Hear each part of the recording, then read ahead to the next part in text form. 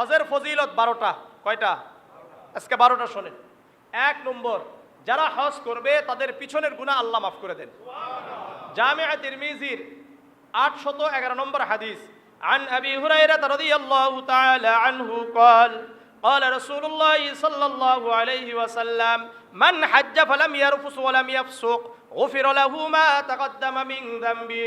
আবু হুরায়রা রাদিয়াল্লাহু তাআলা আনহু বর্ণনা করেন, আল্লাহর রাসূল সাল্লাল্লাহু আলাইহি ওয়াসাল্লাম বলেন, যে ব্যক্তি হজ আদায় করলো আর ওই হজের মধ্যে ইসলামী শরিয়ার বিধান অনুযায়ী করলো, কোনো অশ্লীল কথা বলল না, বেহুদা কথা বলল না, গালিগালাজ করলো না। আমাদের এরকম অনেক হাজি সাহেবরা আছেন, ওখানে গিয়েও অনেক সুন্দর সুন্দর গালি দেয়, এরকম শুনছেন কিনা? আমি উমরায় গিয়ে শুনছি, এখন হজে তো যাই নাই, আল্লাহ তাআলা আমাকে নিয়ে যাক।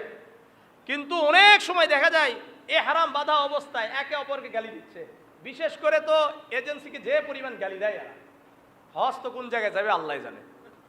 তো রসুল বলেন, যে ব্যক্তি ফালাম ইয়ারফুস ওয়ালাম ইয়াফসুক, অশ্লীল কথা বলল না, গালিগালাজ করলো না, বেহুদা গল্প করলো না, গুফিরা লাহু মা তাকাদ্দামা মিন যামবি, ওই ব্যক্তির পিছনের গুনাহ আল্লাহ মাফ করে দিবেন। দ্বিতীয় নাম্বার, যারা হজ করে হজ শেষ হয়ে গেল, সে যেন আজকে তার মায়ের পেট থেকে বের হলো, একেবারে দুধের শিশুর মতো নিষ্পাপ হয়ে যায়। সহিহ বুখারীর 1521 নম্বর হাদিস, عن أبي هريرة رضي الله تعالى عنه قال قال رسول الله صلى الله عليه وسلم من حج لله فلم يرفث ولم يفسق رجع كيوم ولدته أمه। আবু হুরায়রা রাদিয়াল্লাহু তাআলা আনহু বর্ণনা করেন, আল্লাহর রাসূল সাল্লাল্লাহু আলাইহি ওয়াসাল্লাম বলেন, যে ব্যক্তি আল্লাহর জন্য হজ করলো, ওই হজের মধ্যে বেহুদা কথা বলল না, অশ্লীল কথা বলল না, ঠিক মতো হজ আদায় করলো, রাজা কায়াউমিন ওয়ালাদাতহু উম্মুহু, ওই ব্যক্তি যেন ওই দিনে তার মায়ের পেট থেকে বের হলো, একেবারে নিষ্পাপ হয়ে আসে। 3 নম্বর, যারা হজ আদায় করে তাদেরকে আল্লাহ তাআলা জান্নাত দান করবেন। সহিহ বুখারী 1773 নম্বর হাদিস, عن أبي هريرة رضي الله تعالى عنه قال قال رسول الله صلى الله عليه وسلم العمرة إلى العمرة كفارة لما بينهما। এক উমরা থেকে আরেক উমরা পর্যন্ত সময়ের জন্য কাফারা হয়ে যায়। আপনি মনে করলেন এই সময় চলতেছে, এখন আপনি উমরা করে আসলেন, আবার কিছুদিন পরে 6 মাস 1 বছর পরে আবার উমরা করেছেন, এর মাঝে যেই গুনাহ হয়েছে আল্লাহ এটা ক্ষমা করে দিবেন। ওয়াল হাজ্জুল মাবরুর লাইসা লাহু জাযাউন ইল্লাল জান্নাহ, আর যে ব্যক্তি হজ্জে মাবরুর করবে ওই ব্যক্তির জন্য 1 নম্বর বিনিময় হলো জান্নাত। জান্নাত ছাড়া আর কোনো বিনিময় নাই। কিন্তু হজ্জে মাবরুর হতে হবে। হজ্জে মাবরুর মানে কবুল হজ, যে হজের মধ্যে কোনো বেহুদা কথা চলবে না, অশ্লীল বাক্য চলবে না। আল্লাহ বুঝার তৌফিক দান করেন। হজ হলো উত্তম আমল। সহিহ বুখারীর 26 নম্বর হাদিস, عن أبي هريرة رضي الله تعالى عنه قال أن رسول الله صلى الله عليه وسلم سئل أي العمل أفضل। আবু হুরায়রা রাদিয়াল্লাহু তাআলা আনহু বর্ণনা করেন, আল্লাহর রাসূলকে জিজ্ঞাসা করা হলো, ইয়া রাসূলুল্লাহ, ইয়া হাবিবাল্লাহ, উত্তম আমল কোনটি? আল্লাহর রাসূল বললেন, ঈমানু বিল্লাহি ওয়া রাসূলিহি, উত্তম আমল হলো আল্লাহর উপর ঈমান আনা, রাসূলের উপর ঈমান আনা। ইলা মাযা, এরপর আবার জিজ্ঞাসা করা হলো, ইয়া রাসূলুল্লাহ, ইয়া হাবিবাল্লাহ, উত্তম আমল কোনটি? আল্লাহর রাসূল বললেন, আল জিহাদু ফি সাবিলিল্লাহ, আল্লাহর রাস্তায় জিহাদ করা। আবার জিজ্ঞাসা করা হলো, মাযা, এরপরে কোনটি উত্তম আমল? আল্লাহর রাসূল বললেন, হাজ্জুন মাবরুর, মাকবুল হজ। কি হজ? মাকবুল হজ, কবুল হজ। 5 নম্বর, যারা হজ যাত্রী এরা হলো আল্লাহর প্রতিনিধি। কার প্রতিনিধি? আল্লাহর প্রতিনিধি। সুনানে নাসাঈর 2625 নম্বর হাদিস, عن أبي هريرة رضي الله تعالى عنه قال قال رسول الله صلى الله عليه وسلم وفد الله عز وجل ثلاثة। আবু হুরায়রা রাদিয়াল্লাহু তাআলা আনহু বর্ণনা করেন, আল্লাহর রাসূল সাল্লাল্লাহু আলাইহি ওয়াসাল্লাম বলেন, 3 জন ব্যক্তি আল্লাহর প্রতিনিধি। কয়জন ব্যক্তি? 3 জন ব্যক্তি আল্লাহর প্রতিনিধি। আল গাযী ফি সাবিলিল্লাহ, 1 নম্বর, যে আল্লাহর রাস্তায় জিহাদ করে ওই ব্যক্তি আল্লাহর প্রতিনিধি। 2 নম্বর ওয়াল হাজ্জ, যে হজ করার জন্য যায় ওই ব্যক্তিও আল্লাহর প্রতিনিধি। 3 নম্বর ওয়াল মুতামিরু, যে উমরা করার জন্য যায় ওই ব্যক্তিও আল্লাহর প্রতিনিধি। এই জন্য হজ উমরা যাদের উপর হজ ফরজ হয় নাই কিন্তু 1 লাখ টাকা 1,20,000 টাকা আছে, এরকম সামর্থ্য আছে, বসে না রেখে জুমা করে না রেখে উমরা পালন করে। কি করতে হবে? উমরা পালন করে। যারা হজ এবং উমরা করতে যায় আল্লাহ তাআলার কাছে যা চায় আল্লাহ তাআলা তাই দান করেন। আল্লাহর কাছে যেই দোয়া করে আল্লাহ তাআলা সেই দোয়া কবুল করেন। সুনানে ইবনে মাজার 2893 নম্বর হাদিস, আন আব্দুল্লাহ ইবনে উমর রাদিয়াল্লাহু তাআলা আনহু قال قال رسول الله صلى الله عليه وسلم الغازي في سبيل الله والحاج والمعتمر وفد الله। আব্দুল্লাহ ইবনে উমর রাদিয়াল্লাহু তাআলা আনহু বর্ণনা করেন, আল্লাহর রাসূল সাল্লাল্লাহু আলাইহি ওয়াসাল্লাম বলেন, যে ব্যক্তি আল্লাহর রাস্তায় জিহাদ করে, যেই ব্যক্তি হজ করার উদ্দেশ্যে বাইতুল্লাহ সফর করে, যেই ব্যক্তি উমরা করার জন্য বাইতুল্লাহ সফর করে, এই তিনজন ব্যক্তি আল্লাহর প্রতিনিধি। ফাদাউহু ফাআজাবাহুম, এই তিনজন ব্যক্তি আল্লাহর কাছে যেই দোয়া করে আল্লাহ ওই দোয়া কবুল করে নেন। ওয়াসআলুহু ফাআতাহুম, তারা যা চায় আল্লাহর কাছে আল্লাহ তা দান করেন। হজ করতে গেছেন, আল্লাহর কাছে দোয়া করছেন, আল্লাহ তাআলা আপনাকে দিবে। কারোর জন্য আপনি চেয়েছেন, আল্লাহ এটাও দিবে। হজ উমরা এবং গাজী ফি সাবিলিল্লাহ, আল্লাহর রাস্তায় জিহাদ। সুতরাং যাবেন তো ইনশাআল্লাহ। 7 নম্বর, যারা হজ আর উমরা করে এদের গুনাহ আল্লাহ তাআলা মিটিয়ে দেন, এদের দরিদ্রতাকে আল্লাহ তাআলা দূর করে দেন, এদেরকে আল্লাহ তাআলা ধনী বানিয়ে দেন। সুনানে নাসাইর 2631 নম্বর হাদিস, عن عبد الله بن مسعود رضي الله تعالى عنه قال قال رسول الله صلى الله عليه وسلم تابعوا بين الحج والعمرة فإنهما ينفيان الفقر والذنوب। আব্দুল্লাহ ইবনে মাসউদ রাদিয়াল্লাহু তাআলা আনহু বর্ণনা করেন, আল্লাহর রাসূল সাল্লাল্লাহু আলাইহি ওয়াসাল্লাম বলেন, তোমরা হজ আর উমরা আদায় করো, ফাইন্নাহুমা ইয়ানফিয়ানিল ফাকর ওয়াজ যুনুব, কেননা হজ আর উমরা আদায় করার কারণে আল্লাহ রাব্বুল আলামিন এই হজ আর উমরার কারণে তোমাদের দরিদ্রতাকে মিটিয়ে দিবেন। দরিদ্র যারা মনে করেন যে দরিদ্র হবেন না, বরং কি করবে? আল্লাহ ধনী বানায়া দিবেন। ওয়াজ যুনুব, আর গুনাহকে আল্লাহ রাব্বুল আলামিন মিটিয়ে দিবেন। আল্লাহ রাসূল উদাহরণ দিয়েছেন, কামা ইয়ানফিল কিরু খুবসাল হাদিদি ওয়াজ যাহাবি ওয়াল ফিজ্জা। আল্লাহর রাসূল বলেন, যেমন কামারের হাফর আছে না, হাফর, এই হাফরটা কি করে? যখন টানাটানি করে ওই সময় লোহার মরিচিকা দূর হয়ে যায়, স্বর্ণের মরিচিকা দূর হয়ে যায়, ময়লা দূর হয়ে যায়, রূপার মরিচা দূর হয়ে যায়, এরপরে ময়লা দূর হয়ে যায়। ঠিক তেমনি ভাবে আল্লাহ রাব্বুল আলামিন যারা হজ করবে, উমরা আদায় করবে, এদের গুনাহগুলো আল্লাহ মিটিয়ে দিবেন, এদের দরিদ্রতাকে আল্লাহ তাআলা মিটিয়ে দিবেন। ওয়ালাইসা লিল হাজ্জাতিল মাবরুরাতি সাওয়াবুন ইল্লাল জান্নাহ। আবার আল্লাহর রাসূল এই হাদিসের শেষে বলেন, হজ্জে মাবরুরের জন্য আল্লাহ রাব্বুল আলামিন জান্নাত দান করবেন। 8 নম্বর, হজ করার কারণে পিছনের যত গুনাহ থাকবে আল্লাহ তাআলা ধ্বংস করে দেয়। সহিহ মুসলিমের 121 নম্বর হাদিস, আন আমর ইবনে আল-আস রাদিয়াল্লাহু তাআলা আনহু قال, আমর ইবনে আল-আস রাদিয়াল্লাহু তাআলা আনহু বর্ণনা করেন, আতাইতুন নবিয়্য সাল্লাল্লাহু আলাইহি ওয়াসাল্লাম, আমি আল্লাহর রাসূলের কাছে আসলাম, এসে বললাম, ইয়া রাসূলুল্লাহ উবসুত ইয়ামিনাক, আপনার ডান হাতটা একটু দেন তো। কি বলছে? আপনার ডান হাত একটু প্রসারিত করেন। ফালিবাইআকা, আমি বাইআত গ্রহণ করব। কি করবে? বাইআত গ্রহণ করবে। কিসে? আল্লাহ রসুলের হাত দিয়ে আল্লাহ রসুলের হাত দিয়ে কি করবে? বাইআত গ্রহণ করবে। মানে বাইআত মানে আমি আর গুনাহ করব না, প্রতিশ্রুতি দেওয়া, এর নাম হলো বাইআত। এর নাম কি? বাইআত গ্রহণ করা। এটা আপনি যে কোনো ভালো একজন আলেমের কাছেই করতে পারেন। এর জন্য নির্দিষ্ট ব্যক্তির কাছে যাওয়া, এগুলোর কোনো সুরত নেই। নির্দিষ্ট ব্যক্তি কোথায় থেকে পাইছে? নির্দিষ্ট ব্যক্তি নয়, যে কোনো ভালো একজন আলেমের সাথে সংস্পর্শ করে যদি আপনি করেন তাহলে হয়ে যাবে। আল উলামা ওয়ারাসাতুল আম্বিয়া, আম্বিয়া আলাইহিস সালাতু ওয়াস সালামের উত্তরসূরি কারা? উলামায়ে কেরামরা। সুতরাং উলামায়ে কেরাম হতে হবে, আলেম হতে হবে। কথা বুঝে আসছে? আবার মহিলাদেরকে আবার হাতে হাত বায়াত করেন না। কথা বুঝেন না?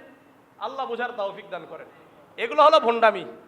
এগুলো কি ভণ্ডামি? রসুল করেন নাই, আপনি কোথায় থেকে পাইলেন?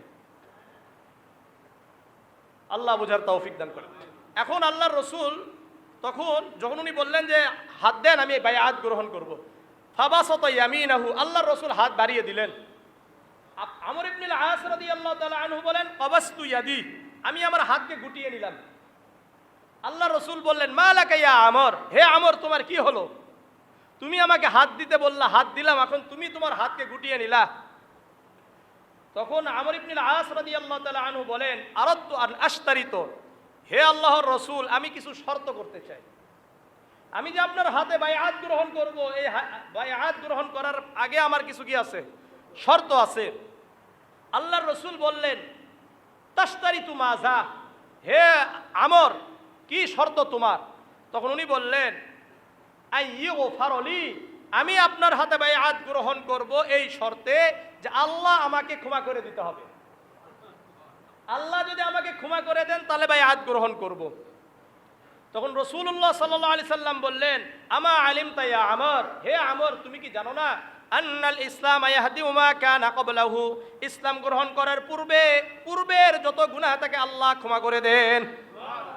পূর্বে ইসলাম গ্রহণ করার সঙ্গে সঙ্গে, এই জন্য আমার হিন্দু ভাইদের, বিধর্মীদের একটা বিশাল সুযোগ, তারা জীবনে যত গুনাহ করছে আজকে যদি শুধুমাত্র তার একেবারে অন্তরের অন্তঃস্থল থেকে বলে, আশহাদু আল্লা ইলাহা ইল্লাল্লাহ ওয়াহদাহু লা শারীকা লাহু ওয়া আশহাদু আন্না মুহাম্মাদান আবদুহু ওয়া রাসূলুহু, এটা যদি কোনো বিধর্মী বলতে পারে অন্তরের অন্তঃস্থল থেকে, তার জীবনে যত গুনাহ করছে আল্লাহ ক্ষমা করে দিবেন।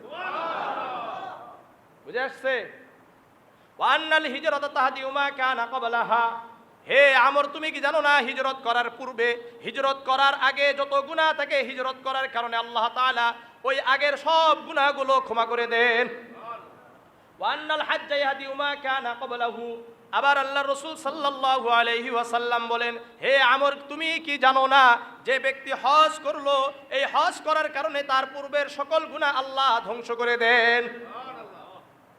তাহলে কয়টা জিনিস করলে আল্লাহ তাআলা পিছনের সকল গুনাহকে ধ্বংস করে দিবেন?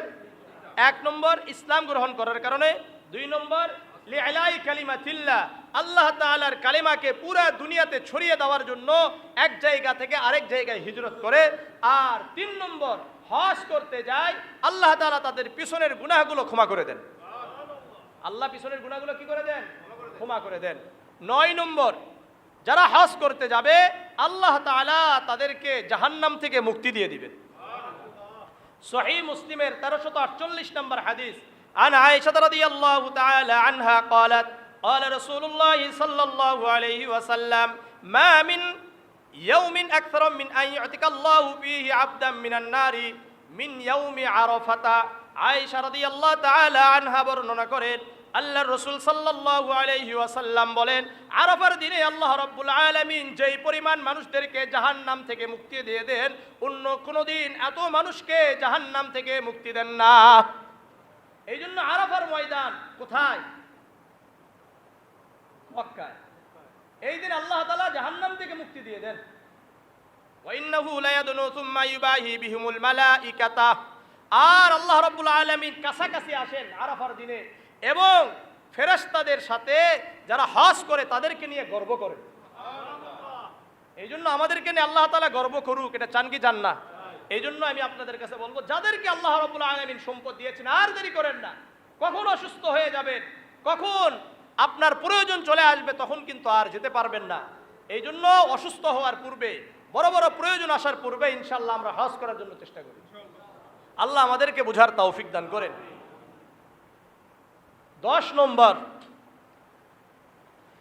হাজী সাহেবরা যখন তালবিয়া পড়ে, অর্থাৎ ইহরাম বাঁধার পরে, লাব্বাইক আল্লাহুম্মা লাব্বাইক লাব্বাইক লা শারীকা লাক লাব্বাইক ইন্নাল হামদা ওয়ান নি'মাতা লাকা ওয়াল মুলকু লা শারীকা লাক, এই যে তালবিয়া, যখন একজন মুসলমান তালবিয়া পড়া শুরু করে, পুরা দুনিয়ার যত উদ্ভিদ রয়েছে সকল জিনিস তার সাথে তালবিয়া পড়া শুরু করে দেয়। জামিআ তিরমিজির 828 নম্বর হাদিস।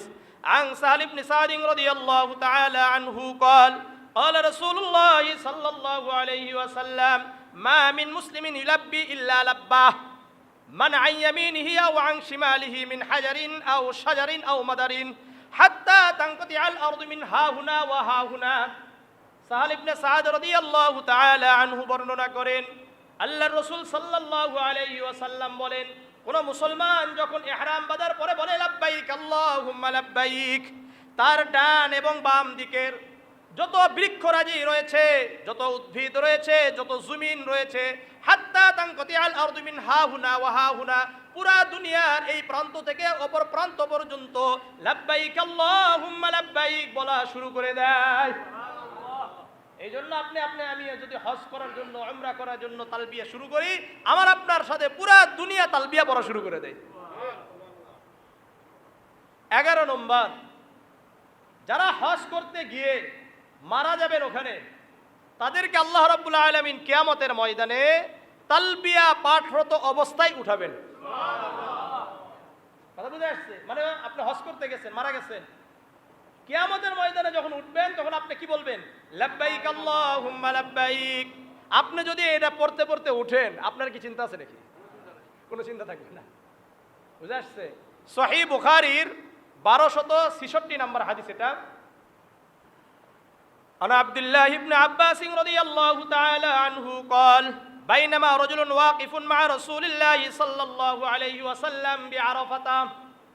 আব্দুল্লাহ ইবনে আব্বাস রাদিয়াল্লাহু তাআলা আনহু বর্ণনা করেন, একজন ব্যক্তি আরাফার ময়দানে আল্লাহর রাসূলের পাশে তার সোয়ারির উপর সোয়ারত অবস্থায় ছিলেন, তার উটের উপর ছিলেন অথবা ঘোড়ার উপর ছিলেন। বুঝা আসছে? ইদ ওয়াকা মিন রাহিলাতিহি, হঠাৎ তার ওই উট থেকে অথবা ঘোড়া থেকে পড়ে গেলেন। ফাকসাআতহু, পরে সে মারা গেছে। পরে কি হয়ে গেছে? মারা গেছে। এখন আল্লাহর রাসূল বললেন, ইগসিলুহু বিমাইন ওয়া সিদরিন, এই ব্যক্তিকে তোমরা বড়ই পাতা সহ পানি দিয়ে ধৌত করো। ওয়াকাফিনুহু ফি সাওবাইন, আর এই ব্যক্তিকে 2 কাপড়ের মধ্যে কি করো? কাফন করো। আমাদের জন্য কয় কাপড় লাগে? 3 কাপড় না, কিন্তু আল্লাহ রাসূল কি বললেন? 2 কাপড়। ইহরাম কয়টা কাপড়? 2 কাপড়। এই ইহরামের যেই কাপড়, এই কাপড়ে কি করো? কাফন করো। ওয়ালা তুহান্নিতুহু, কিন্তু তাকে তোমরা কি করো না? সুগন্ধি তার শরীরে লাগাও না। আপনাদেরকে বলি, যারা ইহরাম বাঁধেন, ইহরামে আতর ব্যবহার করা জায়েজ আছে? আতর ব্যবহার করা নিষেধ না? নিষেধ। এটাই রাসূল বলছেন। দেখেন, মারা গেছে, রাসূল বলছেন ওয়ালা তুহান্নিতুহু, তোমরা তাকে আতর লাগাইও না, সুগন্ধি ব্যবহার করো না তার জন্য। ওয়ালা তুখাম্মিরু রাসাহু, আর তার মাথাকে ঢেকে দিও না। মাথাও কি করা হবে না? ঢাকা যাবে না। কারণ আপনারা কি মাথা ঢাকেন নাকি? মাথা তো ঢাকেন না। যারা ইহরাম বাঁধে তাদের মাথা ঢাকা যাবে? ঢাকা যাবে না। কেন? ফাইন্নাল্লাহা ইয়াবআসুহু ইয়াউমাল কিয়ামাতি মুলাব্বিয়ান, কেননা আল্লাহ রাব্বুল আলামিন ওই ব্যক্তিকে কিয়ামতের ময়দানে তালবিয়া পাঠরত অবস্থায় উঠাবেন। অর্থাৎ লাব্বাইক আল্লাহুম্মা লাব্বাইক বলতে বলতে উঠে যাবে। এই জন্য যদি মারা যান তাহলে তো কিয়ামতের ময়দানে আপনি ইহরামরত অবস্থায় লাব্বাইক আল্লাহুম্মা লাব্বাইক বলতে বলতে উঠবেন। আল্লাহ আমাদের সবাইকে কবুল করেন। নারীদের জন্য উত্তম জিহাদ হলো হজ করা। 12 নম্বর, সহিহ বুখারী,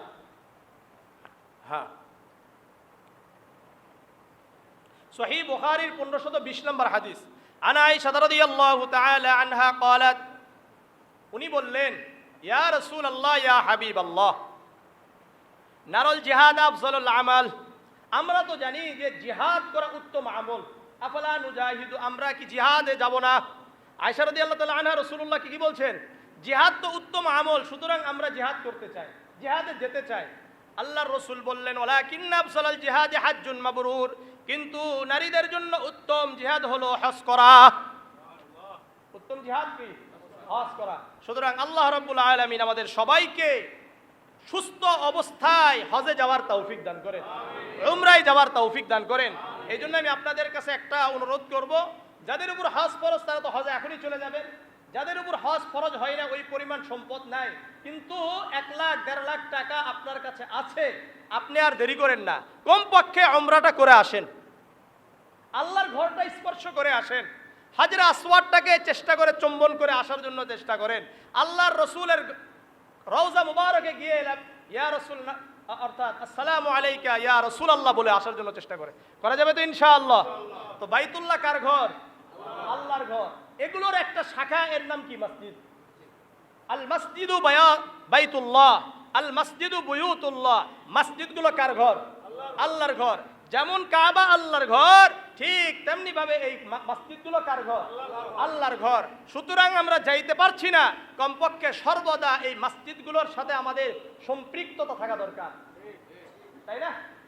এই জন্য রসুল বলেন, মান বানা বাইতান মান বানা মসজিদান বানাল্লাহু লাহু বাইতান ফিল জান্নাহ। যে ব্যক্তি দুনিয়াতে আল্লাহর একটা ঘর নির্মাণ করে দিল, জায়গা দান করলো, অথবা ঘর নির্মাণের জন্য সহযোগিতা করলো, আল্লাহ তাআলা কিয়ামতের দিন তাদের জন্য জান্নাতে একটা করে বালাখানা তৈরি করে দিবে। এই জন্য কারা কারা চান যে জান্নাতে আমাদের জন্য আল্লাহ তাআলা বালাখানা তৈরি করে দিক? সবাই চান তো ইনশাআল্লাহ।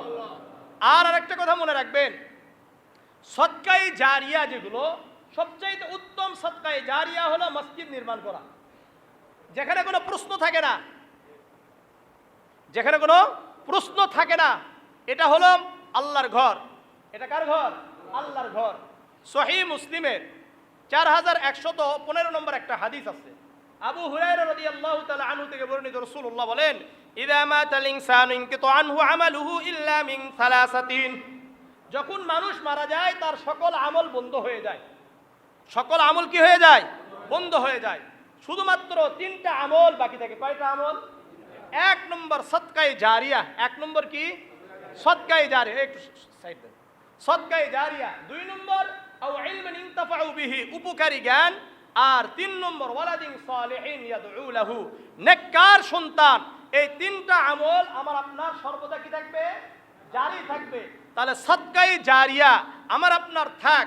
আপনি আমি দুনিয়া থেকে চলে যাওয়ার পরে আমার আপনার সন্তান আমার আপনার জন্য দান করবে কি দান করবে না, এর কোনো গ্যারান্টি নাই। কিন্তু আমি আপনি যদি নিজের জন্য দিয়ে যায়, এটা কিয়ামত পর্যন্ত থাকবে কি থাকবে না? কারা কারা চান যে আমার আপনার আমলটা কিয়ামত পর্যন্ত এটা জারি থাক? আমরা খাতায়